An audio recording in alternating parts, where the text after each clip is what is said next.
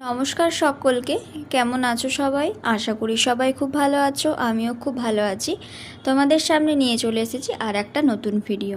আমাদের অফিসের সব স্টাফদের এক জায়গায় ইনভাইট ছিল, তো সেখানেই চলে গেছিলাম আমরা খেতে।